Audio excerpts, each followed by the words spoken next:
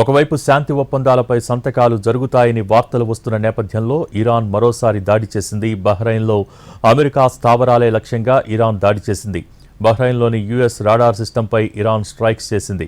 దాడులకు సంబంధించిన ఫోటోలను ఇరాన్ విడుదల చేసింది. దాడికి ముందు, దాడి తర్వాత ఫోటోలను విడుదల చేసింది ఇరాన్.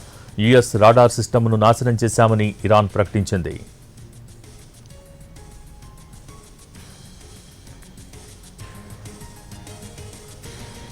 ఒకవైపు శాంతి ఒప్పందాలపై సంతకాలు జరుగుతాయని వార్తలు వస్తున్న నేపథ్యంలో ఇరాన్ మరోసారి దాడి చేసింది. బహ్రెయిన్లో అమెరికా స్థావరాలే లక్ష్యంగా ఇరాన్ దాడి చేసింది. బహ్రెయిన్లోని యుఎస్ రాడార్ సిస్టంపై ఇరాన్ స్ట్రైక్స్ చేసింది. దాడులకు సంబంధించిన ఫోటోలను ఇరాన్ విడుదల చేసింది. దాడికి ముందు, దాడి తర్వాత ఫోటోలను విడుదల చేసింది ఇరాన్. యుఎస్ రాడార్ సిస్టమ్ను నాశనం చేశామని ఇరాన్ ప్రకటించింది.